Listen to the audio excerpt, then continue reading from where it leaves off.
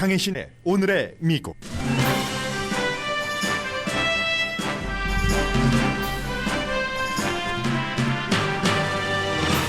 러시아군이 민간인을 살인, 강간, 고문한 뒤 전리품도 못 챙기고 우크라이나 수도에서 퇴각했습니다. 21세기 전쟁터 같지 않은 전쟁터가 고스란히 드러나자 세계가 경악합니다. 러시아는 우크라이나에서 발견된 참상은 러시아를 욕보이기 위해 미국이 저지른 일이라고 우기고 있습니다.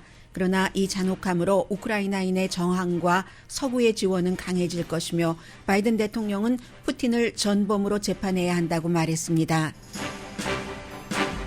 BTS는 64회 그래미 시상식에서 또 상을 받지 못했고 피아니스트 제니퍼 고는 베스트 클래시컬 솔로 연주 부문에서 수상했습니다.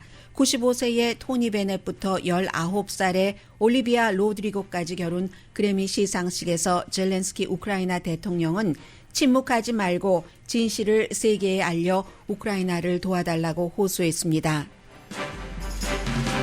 캘리포니아 주도 세크라멘토에서 총격 사건이 발생해 6명이 숨지고 적어도 12명이 부상했습니다. 세크라멘토 시장과 바이든 대통령은 이래도 총기 규제를 안 하느냐고 의회를 압박하지만 가능성은 낮아 보입니다. 트위터를 비난해온 테슬라 CEO 일론 머스크가 트위터 주식을 대량 사들여 트위터 주가를 20%나 올려놨습니다. 주택시장 붐이 그 분야의 일자리도 크게 늘리고 있습니다. 헝가리와 세르비아에서 친푸틴 지도자가 재선됐습니다. 헝가리 총리는 승리 연설에서 젤렌스키 대통령을 조롱했습니다.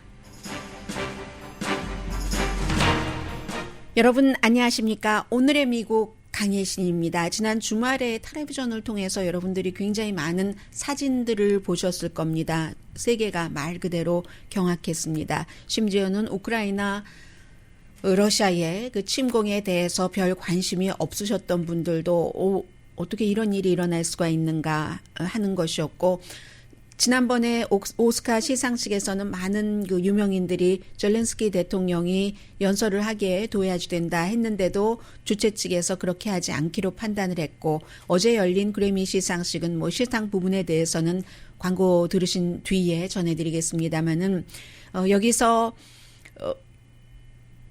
음악과 침묵을 얘기를 했습니다. 음악에 반대되는 게 침묵이라고 얘기를 하고, 그리고 이 침묵이라는 것은 말 그대로 아무 소리가 나지 않는 침묵도 있지만 죽음도 침묵에 비유를 했습니다. 젤렌스키 대통령이 음악에 반대되는 게 뭘까요? 전쟁으로 생긴 침묵입니다. 폐허가 된 도시와 숨진 사람들의 침묵. 죽음을 말하죠. 숨진 아이들이 그림 그리는 것을 다시는 우리는 보지 못할 겁니다. 우크라이나의 부모들은 아침에 일어나서 행복합니다. 비록 방공호에서 피신해 있지만 살아있으니까.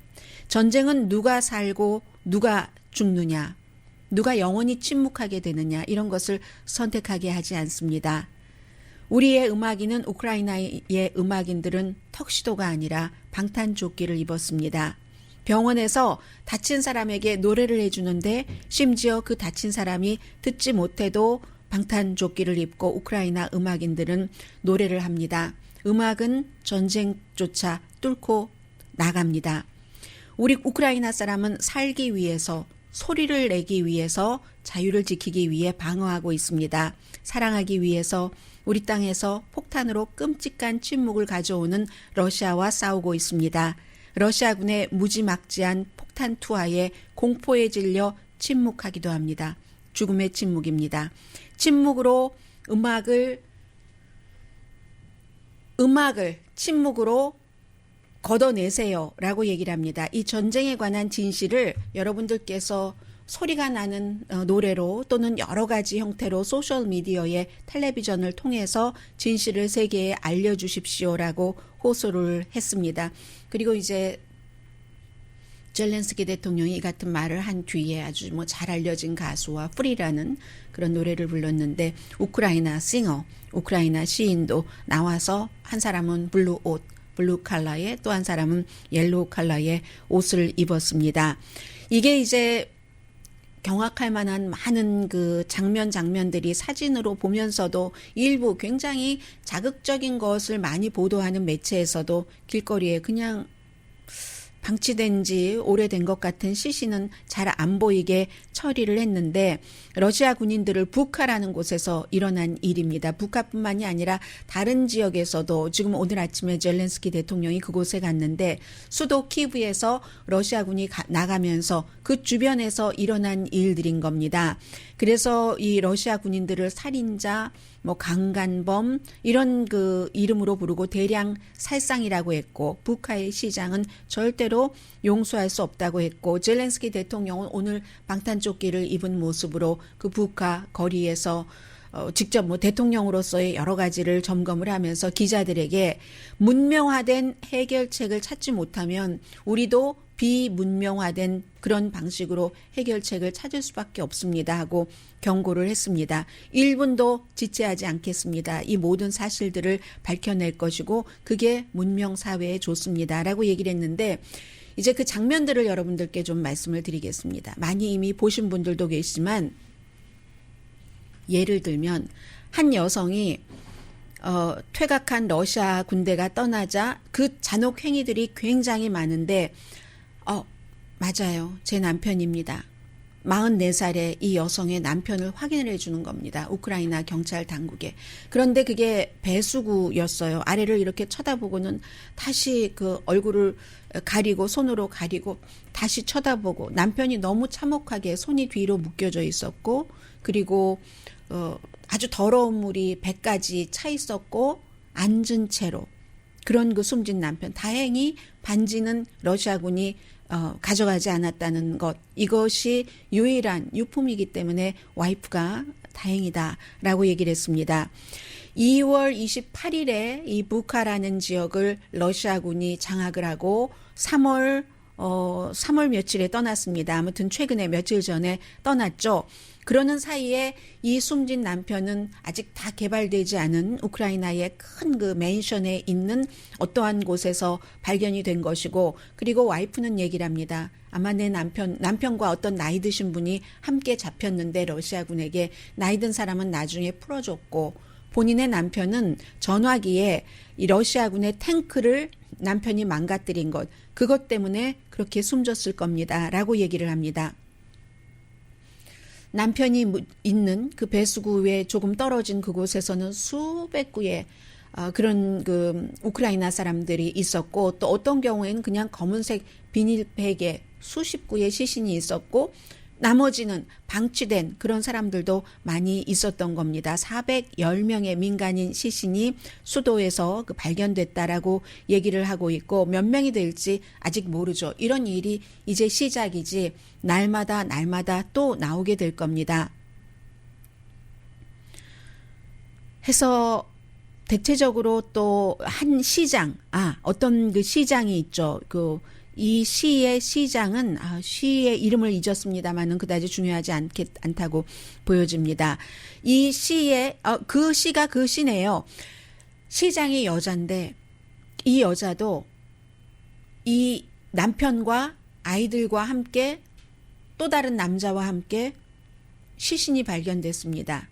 3월 23일에 러시아군의 여기 그 시장이 체포가 됐는데 모티진이라는 곳이군요. 모티진 그 수도 키브에서 서쪽으로 50km 떨어진 모티진이라는 곳인데 여기서도 시장이 왜 그랬느냐 체포된 이후에 러시아군의 말을 듣지 않았기 때문에 가족과 아이도 함께 처형이 됐다는 거죠.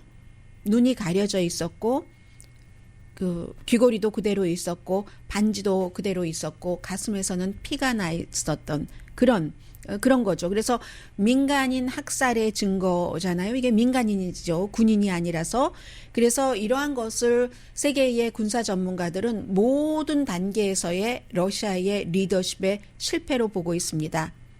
그야말로 러시아군의 사기도 완전히 붕괴됐을 뿐더러 전쟁의 기본 룰이라는 게 있는데 민간인들을 이렇게 수백 명씩 학살하고 어디 구덩이에다 그냥 파서 갖다 던지고 길에 있었고 규율도 없고 이게 이제 확고한 저항에 직면했을 때 어떻게 해야 될지 모르는 이런 것들도 있었을 테고 군사적으로나 외교적으로나 역효과가 될 것이라고 전문가들은 봅니다. 직접 겪었잖아요. 이제 드러나는 것인데 다 막혀 있다가 우크라이나 국민들의 저항은 전보다 몇 배 강해질 것이 너무나 분명하고 서구의 군사적인 지원도 강해질 겁니다. 대신에 평화, 대화의 공간은 조금 줄어들 것이라고 전문가들은 보고 있습니다. 그리고 이제 이런 것들을 보면서 러시아가 지난 20년 동안 굉장히 군이 현대화됐다고 생각했는데 아직도 얼마나 야만적이냐.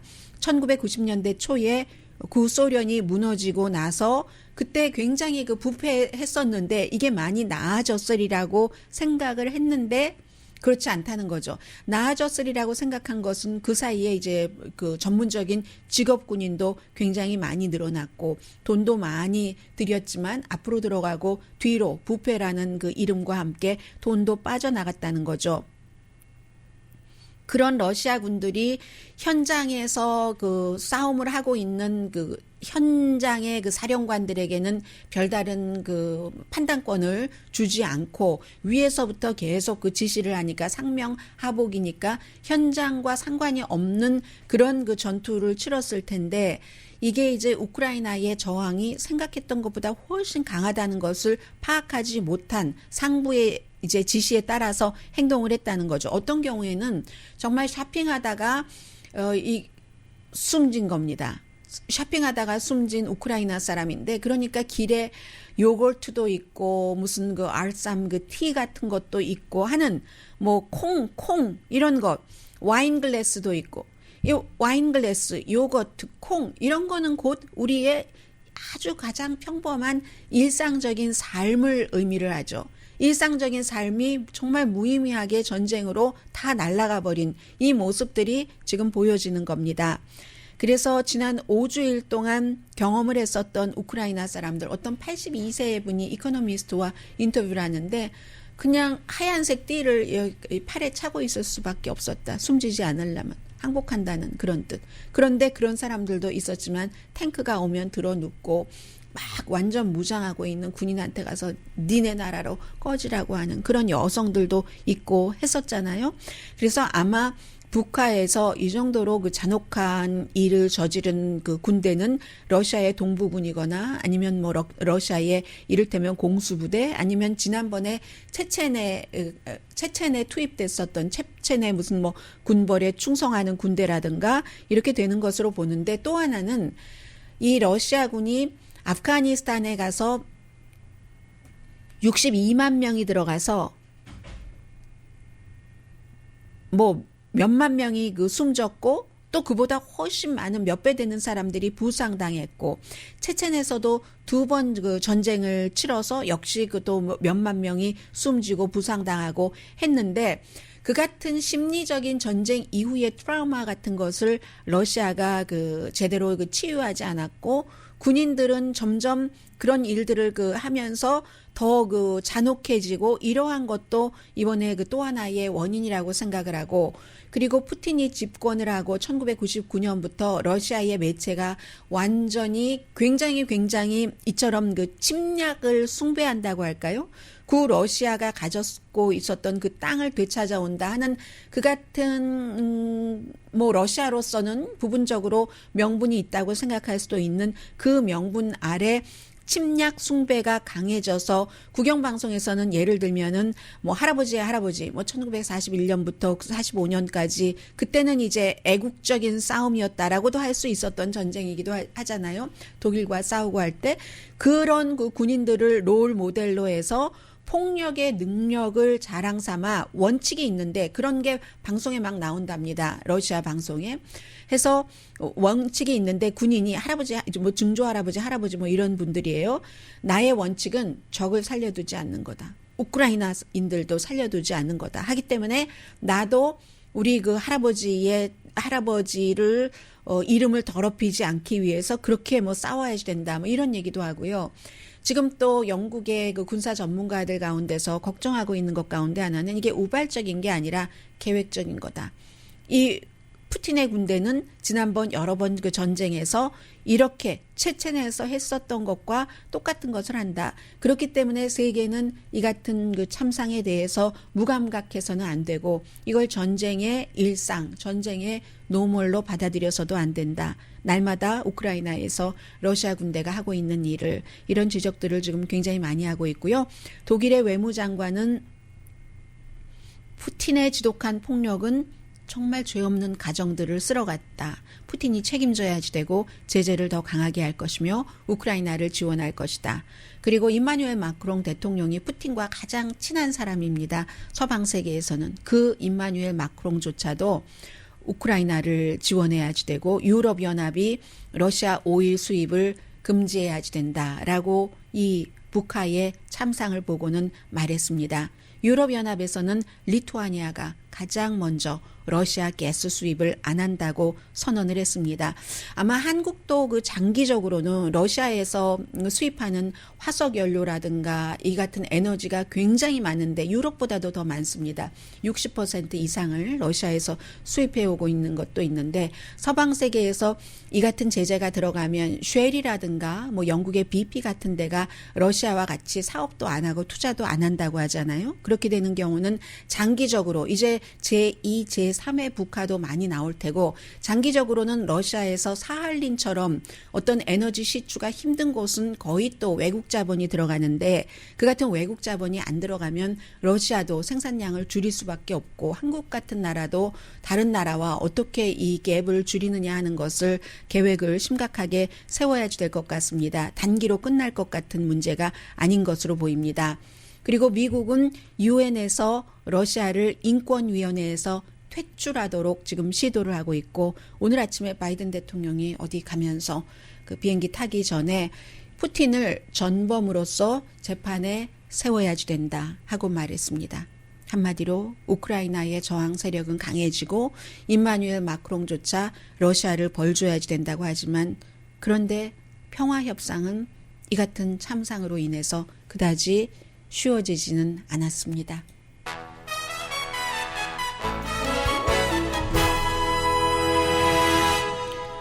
잠시 뒤에는 한국 분들이 그래미 시상식에서 지난해 올해 이렇게 관심이 많으셨던 때가 없었을 겁니다.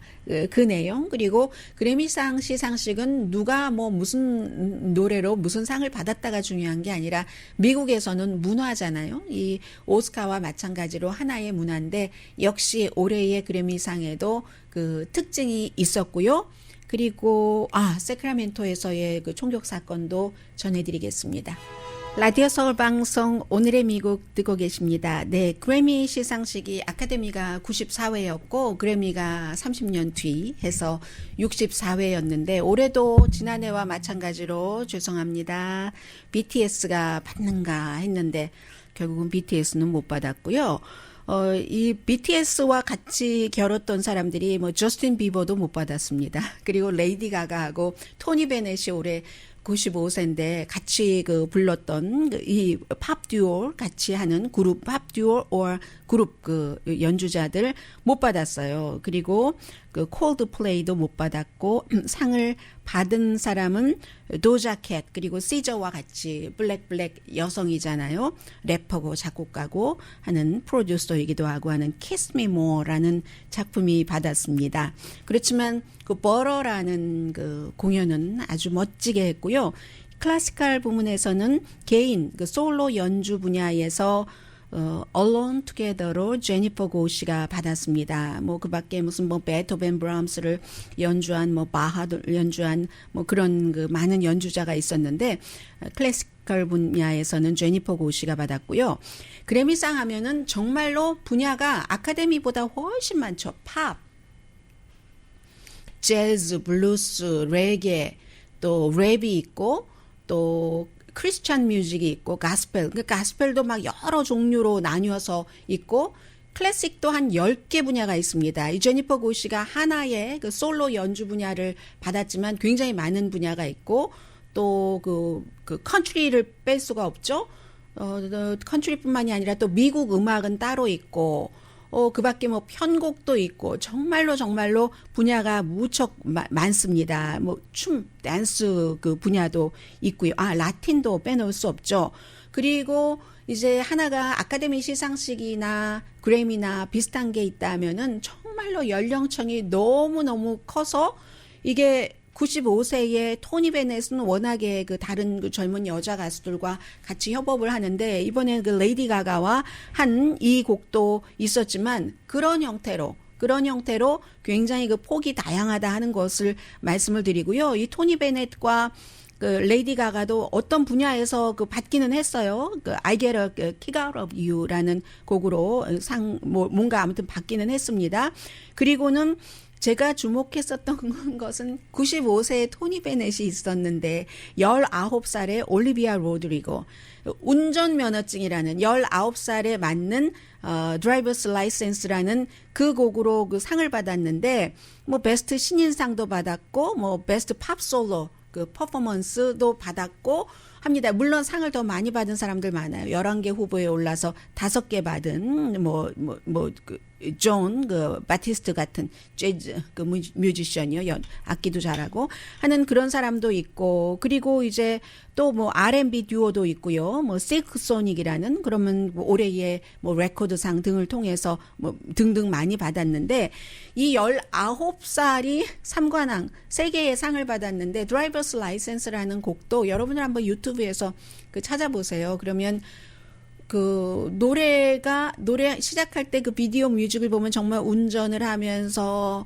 무슨 뭐 애정에 관한 얘기도 나오고 이 그 드라이버스 라이센스는 라이브 할 때는 좀 노출이 있는 옷을 입는데 노출이 하나도 없습니다. 노출이 하나도 없는 그런 그 노래 가수가 19살이 이렇게 올리비아 로드리고가 받아서 3시간 30분이면 정말 메가 콘서트잖아요. 뭐 로스앤젤레스에서 하려고 했다가 라스베가스로 이 팬데믹 때문에 야외가 좀 많은 그런 MGM에서 했는데 해서 기술적인 여러 가지 그 문제는 있었지만 뭐 정치적인 얘기, 팬데믹에 관한 얘기 이런 거 별로 없었고 다만 오스카 시상식에서는 유명한 사람들이 그렇게 젤렌스키 좀 출연시켜 주세요 했는데도 안 했는데 이번에는 젤렌스키가 나왔다는 그런 것들이 조금 달랐습니다. 축제죠. 나이 많이 든 예술가와 젊은 예술가들 다 한꺼번에 한 그리고 BTS는 3년째 공연했었죠. 네. 좋아하긴 하는데 즐기기도 하고 박수 치기도 하고 사인해 달라고 하기도 하고 또 무슨 그 초대도 하고 하는데 워낙에 쟁쟁하기도 했지만 아무튼 상을 못 받았습니다. 이렇게 보면은요, 뭐 도자켓 시저는 그렇다고 하고, 토니 베넷과 레이디 가가, 저스틴 비버, 콜드플레이보다도 어떻게 보면 BTS의 그 아미들이 그 강렬한 정말 열성 팬들이 많은 것 같은 것은 보여지고요. 그리고 어제 새벽 2시에 세크라멘토에서 주정부 청사에서 2블럭 떨어진 곳이 그곳이 이제 그 밤 문화가 많이 있는 뭐 술집도 있고 나이트클럽도 있고 하는 곳이라고 하는데 지금 뭐 경찰도 그 목격자의 여러 가지 목격담이라든가 비디오 촬영이 있으면 저희에게 제보해 주세요라고 얘기를 하는데 이미 소셜 미디어에 많이 올라옵니다. 용의자 2사람 아직 잡히지 않은 것으로 저는 알고 있는데 그 사이에 그 체포됐는지 모르겠습니다. 방송 준비할 때는 아니었는데요.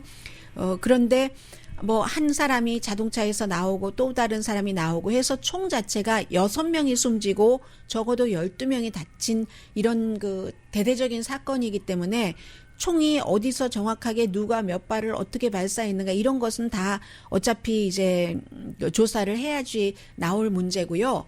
갱단 간의 그 갱이 연관된 그런 것이었으리라고 현재로선 보고 있습니다. 사람들이 올린 그 비디오를 보면은 말다툼을 했고 그 이후에 총격이 벌어졌기 때문에 그렇고요. 여러 명이 말하자면 패싸움을 한 겁니다. 길에서 그 뒤에.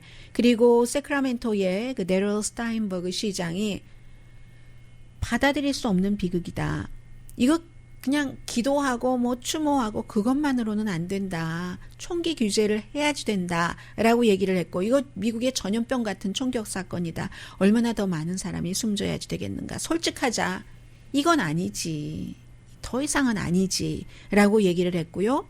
바이든 대통령도 오늘 마찬가지로 의회가 이 정도로 사람들이 괜히 숨지는데 숨지지 말아야 될 사람들이 길에서 wrong time, wrong place에 있었다는 이유만으로 숨진 거잖아요. 그런데 쉽지 않아 보입니다. 항상 총기 규제는 미국의 기본적으로 서부 활극 시대부터 시작을 한 이 미국이 총이라는 것을 시골 지역에서는 문화로 그 부모님들이 아이들에게 사냥을 하고 같이 가족끼리 돈독하게 하면서 총을 가르치고 사격이 취미이기도 하지만 그 이후에는 총기협회라는 게 생겨서 총기협회가 처음에는 사람들에게 교육적인 목적을 많이 했죠. 그러나 총기협회는 총기 제조협회와도 제조업계와도 연관이 맺어서 그게 다 돈인 겁니다. 그러니까 일반 사람들이 전쟁터에서도 그렇게 많이 필요 없는데 총을 많이 갖고 있는 사람은 뭐 200정 이상 총을 수집하는 사람도 있잖아요. 그게 무슨 문화예요? 총을 자꾸 팔겠다는 문화죠. 그리고 총 제조 업체에서 더 많은 지원을 받는 사람들은 민주당이 아니라 이건 너무 현저하게 차이가 납니다. 공화당입니다. 그렇지만 명분은 헌법이 보장한다. 그리고 총이 잘못이야? 총을 잘못 쓰는 사람이 잘못이지? 이거 총기 소지의 자유는 헌법 2조가 수정헌법이 보장하는 것이야 라는 명목으로. 그러나 그 뒤에 보면 정치인들은 항상 돈이 필요합니다. 선거를 치르려고 할 때 그 돈이 많이 들어가기 때문에 의회에서 이게 통과가 되지 않는다는 것 말씀드립니다. 저희가 지금 케이블이 안 돼서 제가 볼 수가 없는데 법사위원회가 조금 전에 투표를 할 예정이었는데 어떻게 나왔는지 한번 볼까요? 이 연방 그 대법관 지명자에 관한 우선 그 법사위원회에서 투표가 있죠. 법사위원회가 그런데 공화당이 11명, 민주당이 11명, 아직 투표가 끝난 것 같진 않네요. 민주당이 11명이어서 그래서 공화당이 법사위원들 자체는 아무도 안 한다고 했거든요. 그 법사위원 가운데는 린지 그레이엄 의원 같은 경우는 불과 몇 개월 전에 이 항소법원의 판사로 지명될 때 찬성표를 던졌었는데 이번에는 던지지 않는다고 했고 지난번에 리자 머코스키와 린지 그레이엄 그리고 수잔 콜린스 메인주의 이 세 명의 공화당 의원이 찬성표를 던졌는데 이번에는 며칠 전에 수잔 콜린스 메인주 연방 상원의원 한 명만 찬성표를 던진다고 했고 린지 그레이엄은 안 던진다고 했고 리자 머코스키 뭐라고 말하지 않았고 다만 밋 롬니 상원 의원이 표가 어떻게 될지는 잘 모르겠어요.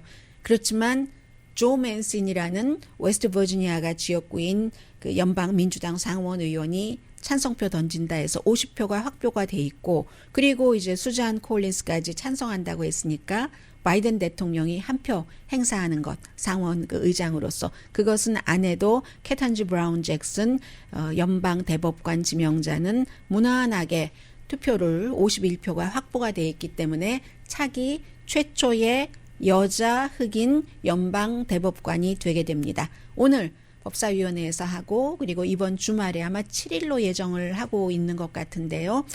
최초의 연방 선서를 하면서 아프리칸 아메리칸 여자 연방 대법관이 미국에서 나오게 됐습니다.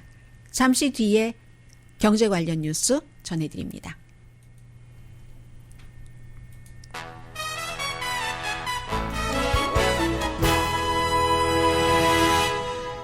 라디오 서울 방송 오늘의 미국 듣고 계십니다. 네, 여러 가지 그 방법이 있죠. 본인이 그 못마땅하게 생각하고 있는 것을 바꾸기 위해서 아마 그러한 방법의 시작인 것 같다고 전문가들은 보고 있습니다. 테슬라의 일론 머스크가 트위터의 주식을 사들여서 지금 그 내부인이 아니라 외부인의 그 주주로는 최고 주식을 갖고 있답니다. 9.2% 전체적으로 1,000만, 10만, 100만, 1,000만 이렇게 많이 갖고 있네요. 1,000만, 10만, 100만, 1,000만.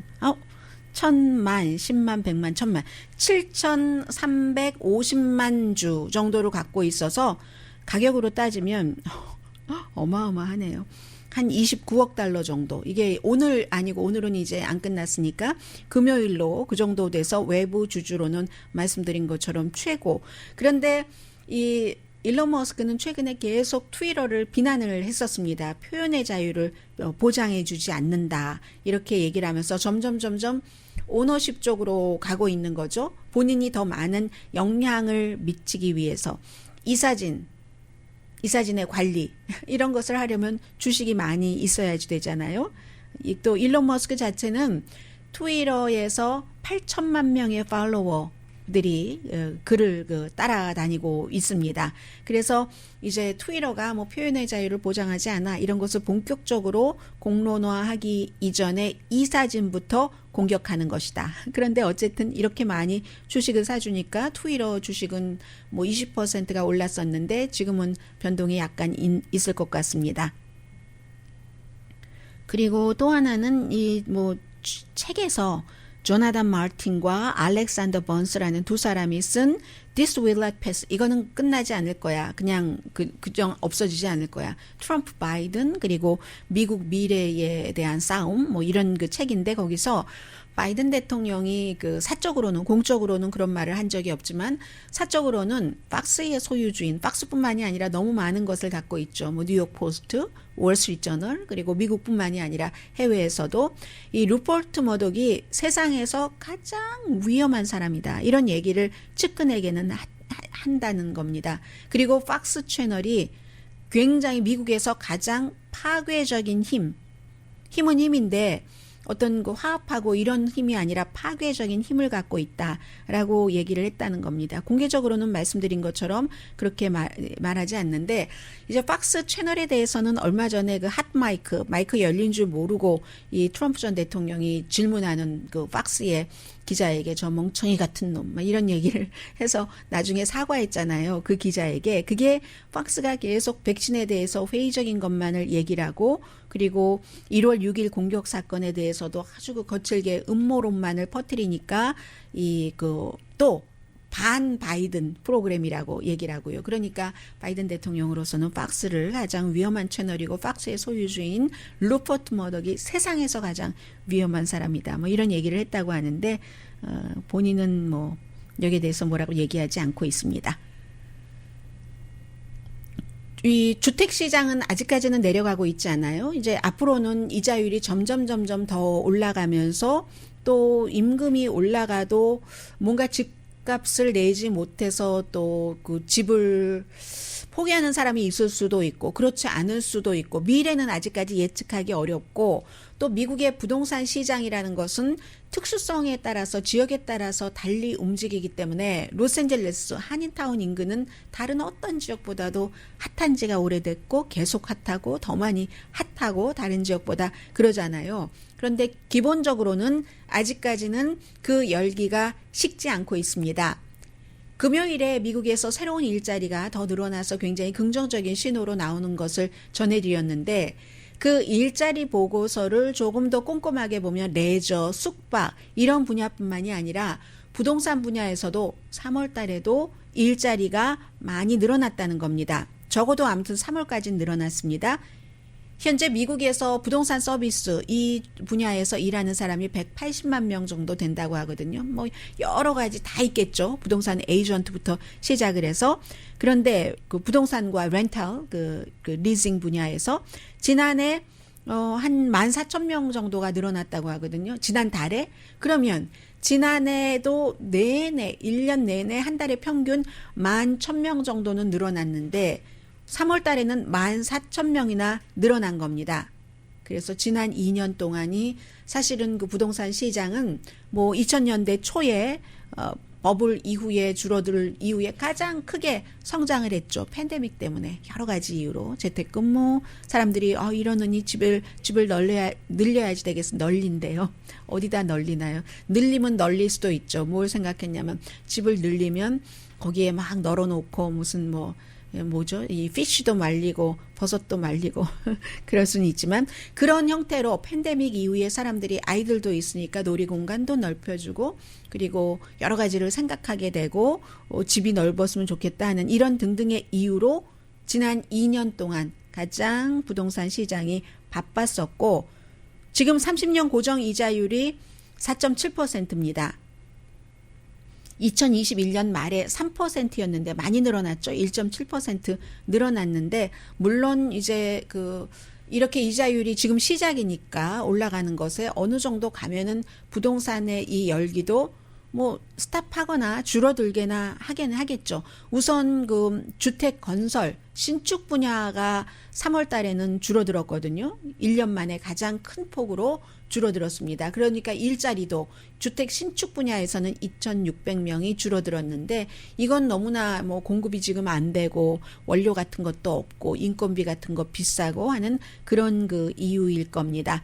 그래서 지금 부동산 이자율을 보면은 뭐 예를 들어서 집이 뭐 예를 들어 라인 오브 크레딧 같은 것을 쓰셨던 분들은 얼마큼 가다가 이때부터 이자율이 이만큼 오를 거야 해서 뭐 2%에서 3월부터는 4%로 오를 것이야. 막 이렇게 하면 뭐 이렇게 생각을 하셨던 분들이 계신데 그것조차도 낮은 겁니다. 지금 4.7% 평균에 비하면. 그리고 앞으로도 계속 올라갈 것이고요. 잠시 뒤에 딱 세계사에서 연결되는 그런 부분의 일이 일어났습니다. 어제 두 군데에서, 두 나라에서. 잠시 뒤에 전해드립니다.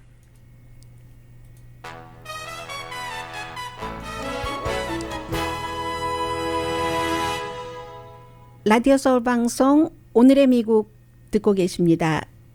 네. 헝가리의 뭐 독재자라고 얘기를 할 수 있죠. 지금 4선에 성공을 했습니다. 빅토르 오르반 총리가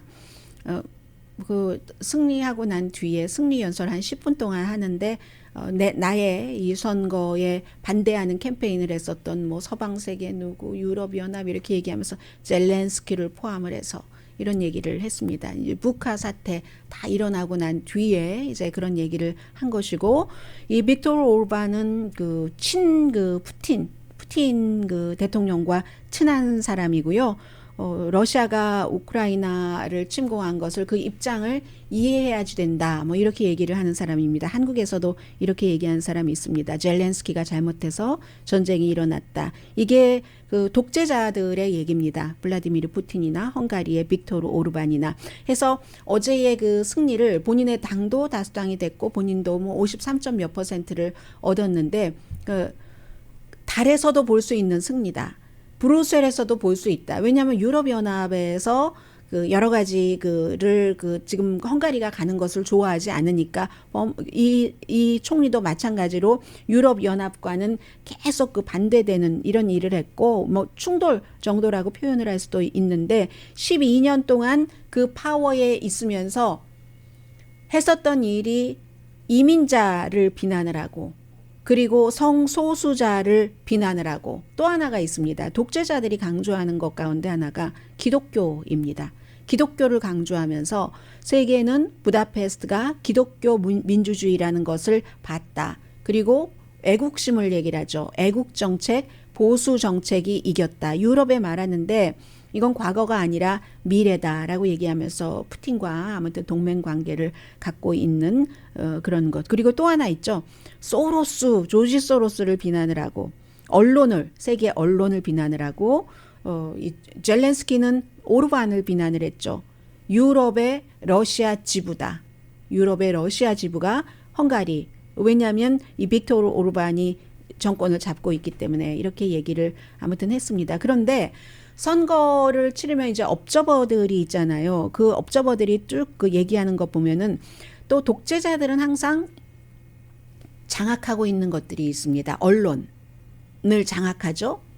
그리고 또 선거 구도, 선거를 게리맨더링, 미국식으로 표현하면 그 게리맨더링을 많이 하고 있기 때문에 야당과 국제 업저버는 도저히 이 헝가리에서 이 선거 제도를 갖고는 오르반을 물리치기가 힘든 구조다라고 얘기를 합니다.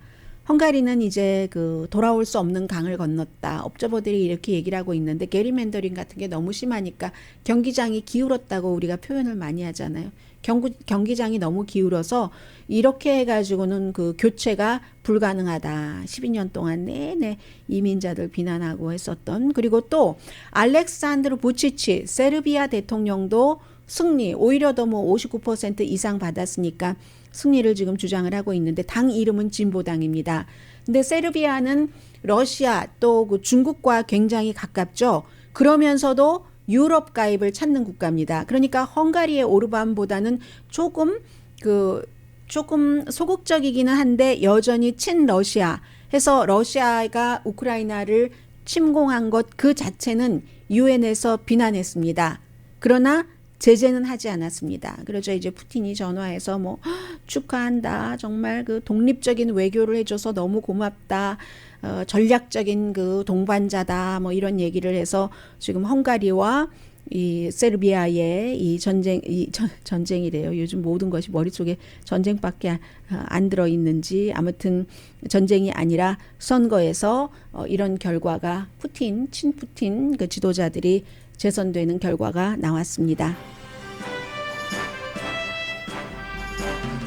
여러분들께서 가끔 그 트럼프 전 대통령이 만든 그 소셜미디어 어떻게 됐느냐고 물어보시는 분들이 계시는데요.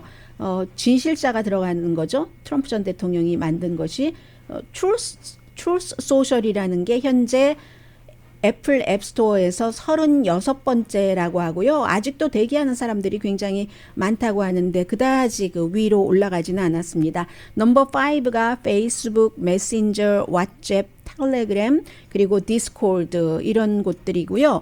이제 이런 많은 그 소셜 미디어를 통해서 서로 사람들이 의견들을 교환하는데 어떤 때는 뭐 무조건 중립적인 것이 좋다. 중립적으로 해야 된다. 모든 입장에서 이렇게 얘기하시는 분들도 계시고 생각하시는 분들도 계시는데 제가 이번에 전쟁을 겪으면서 더욱이 확인한 것은 중립적일 때가 있고 분명히 어느 쪽으로 편이어야지 될 때도 있다. 이 전쟁에 있어서는 분명히 나쁜 쪽과 좋은 쪽이 있는 경우가 많죠. 그래서 이런 경우 그런 생각을 한 주일을 시작하면서 해봤습니다. 강희신이었습니다.